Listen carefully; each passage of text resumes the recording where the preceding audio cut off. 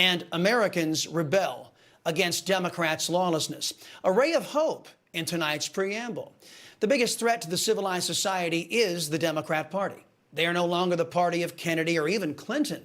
The Democrats belong to Bernie Panders, George Soros, AOC, Barack Hussein Obama. Their puppet, Joe Biden, carried their message overseas in response to a question on how Americans and the world think America is headed in the wrong direction.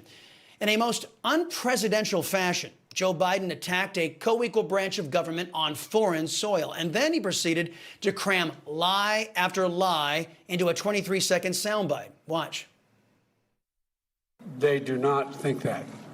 You haven't found one person, one world leader to say America's going backwards. America's better positioned to lead the world than we ever have been. We have the strongest economy in the world. Our inflation rates are lower than other nations in the world. The one thing that has been destabilizing is the outrageous behavior of the Supreme Court of the United States.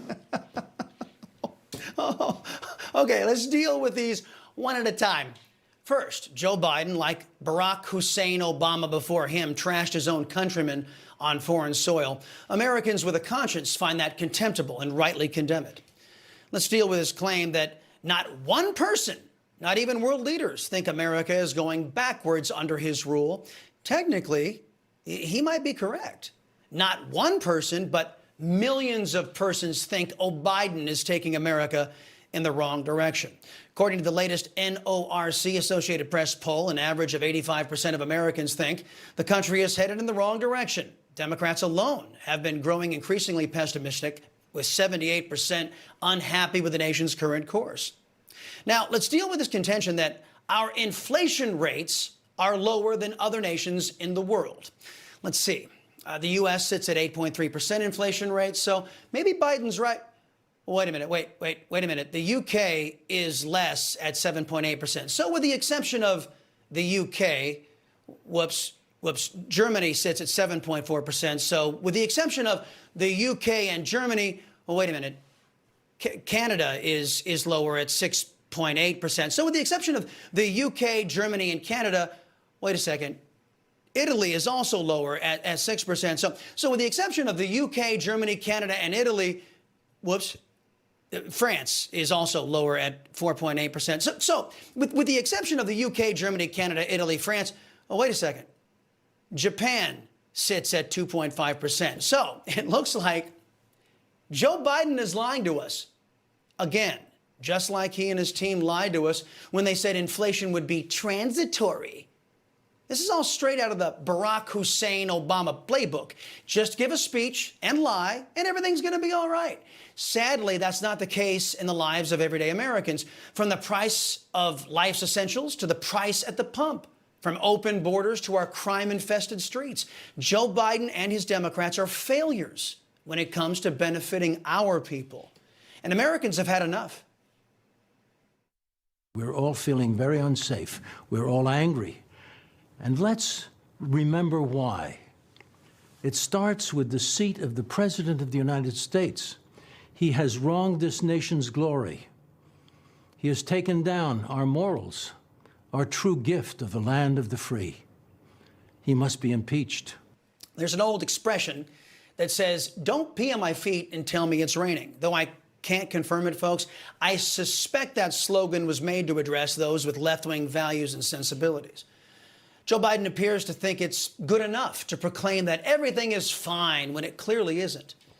And let's be honest, Democrats and their woke big money donors, hey, they aren't missing any meals. They're not struggling to put food on the table. They aren't burdened by paying over $100 to fill up their gas tanks. So in their elitist left-wing world, everything is fine. But who's looking out for us?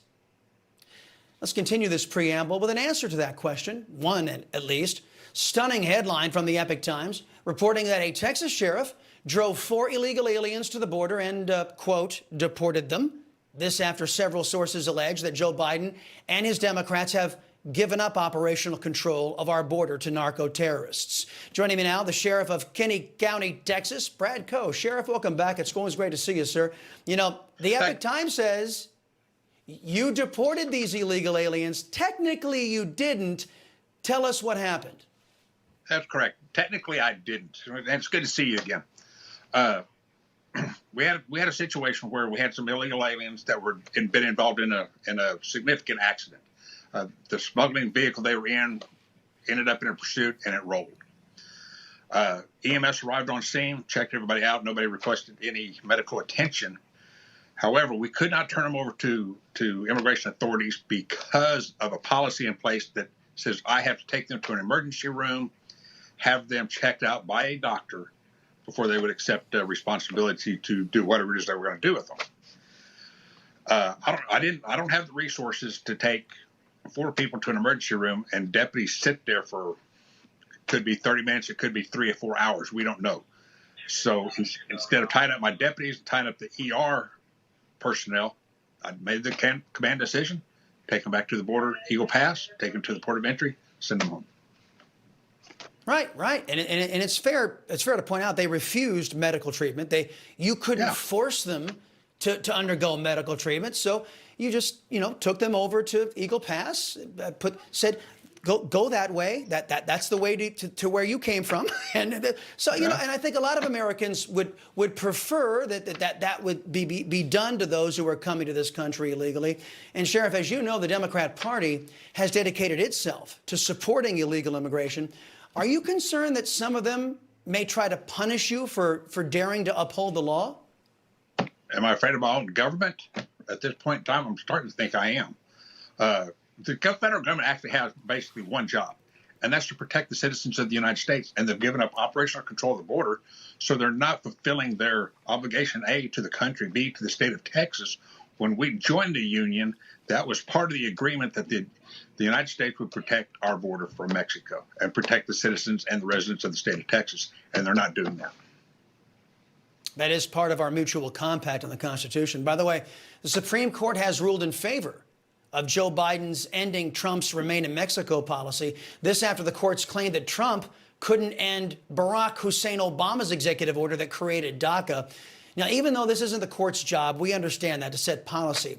What does this ruling mean for Latino communities along the border already decimated by the Democrats' pro-illegal immigration policies? Well, by lifting this order, to me, it's going to cause more people to come across without returning to Mexico or waiting in their home country for asylum or whatever it is that they're seeking legally. There's no deterrent anymore. So last month alone, just off the cameras that I've got scattered around the country, I had 4,200 people on camera that entered the United States illegally. And that number's going to rise. If they don't have to remain in Mexico anymore to seek some type of asylum, it just opens the border more. They've just opened up more of the floodgates. Right. Well, I fundamentally disagree with the occupier of the Oval Office and his political party, who think that everybody around the world has a right to come into America whenever the hell they want to. Sheriff Brad Coe, thank you very much for taking a stand for the rule of law. It's appreciated, sir. Happy 4th, by the way.